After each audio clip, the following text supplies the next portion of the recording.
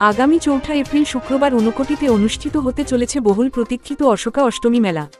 শৈবতীর্থ ঊনকোটি ইতিমধ্যেই মেলার প্রস্তুতিতে রঙিন হয়ে উঠেছে। সাধু সন্ন্যাসীদের আগমনে মেলায় এক পবিত্র আবহ সৃষ্টি হয়েছে। ব্যবসায়ীরা তাদের স্টল গুছিয়ে নিচ্ছেন, আলোকসজ্জার কর্মীরা ব্যস্ত ঊনকোটিকে আলোয় সাজিয়ে তুলতে। কিন্তু এর মধ্যেই উঠে আসছে কিছু সমস্যার চিত্র, যা প্রশ্ন তুলছে প্রশাসনের ভূমিকা নিয়ে। প্রতি বছরের মতো এবারও রাজ্য ও বহিরাজ্য থেকে প্রচুর দর্শনার্থী ভিড় জমিয়েছেন ঊনকোটিতে। পাহাড়ের গায়ে খোদাই করা দেবমূর্তিগুলি দেখলে যে কারোরই বিস্মিত হওয়ার কথা। দর্শনার্থীদের মতে, এমন দুর্লভ শিল্পকর্ম বিশ্বের যে কোনো স্থানের জন্যই এক গর্বের বিষয়। ঊনকোটির সৌন্দর্য এবং আধ্যাত্মিক মাহাত্ম্য দেখে মুগ্ধ দর্শনার্থীরা অশোকা অষ্টমী মেলাকে আরও বিশেষ করে তুলেছেন। মেলাকে কেন্দ্র করে বেশ কিছু সমস্যা মাথাচাড়া দিয়ে উঠেছে।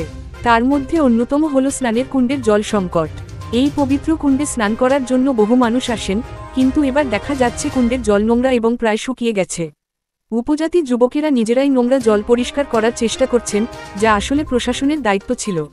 বৃষ্টির অভাবের কারণে জল সংকট আরও প্রকট হয়েছে।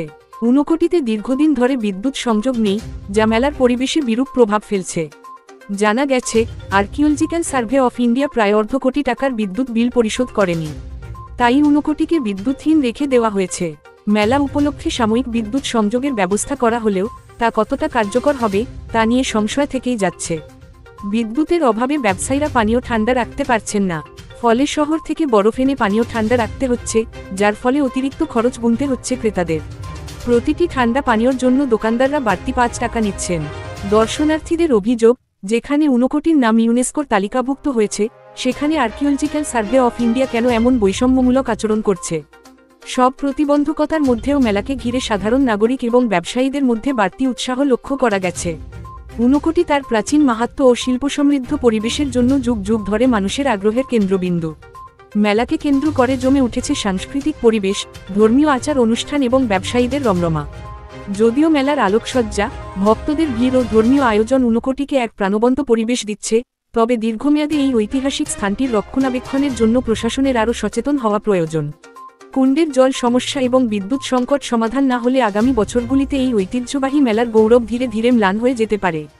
এখন দেখার বিষয়, প্রশাসন কত দ্রুত এই সমস্যাগুলির সমাধান করে এবং ঊনকোটির ঐতিহ্য রক্ষায় কতটা কার্যকর পদক্ষেপ নেয়। শুক্রবার আমাদের ঊনকোটিতে অশোকাষ্টমী মেলা। এই মেলাতে প্রচুর দোকানপাট বাইরে থেকে আসে, মানুষজনও আসে, সেখানে প্রচুর লোকের সমাগম হয়। এখানে আপনারা সবাই ত্রিপুরাবাসী আসবেন, এসে দেখে যাবেন। এখানে এই তীর্থ পবিত্র তীর্থ, এখানে অল ইন্ডিয়া বেসিক মানুষ সবাই আসে, বাইরে থেকেও আসে। এই ঊনকোটিতে প্রচুর সংখ্যক লোকের সমাগম হয়, জাতি উপজাতি কোনো ভেদাভেদ নেই, সব ধরনের লোক এখানে আসে, কেনাকাটা করে। ব্যবসা বাণিজ্য দূর দূরান্ত থেকে বিজনেসম্যান আসে, ব্যবসা করে যায়, প্রচুর লাভবান হয়ে যায়। আপনারাও প্রচুরভাবে আসবেন, সবাইকে নিয়ে, সব পরিজনকে নিয়ে আসবেন, আনন্দ ফুর্তি করবেন, দেখে যাবেন।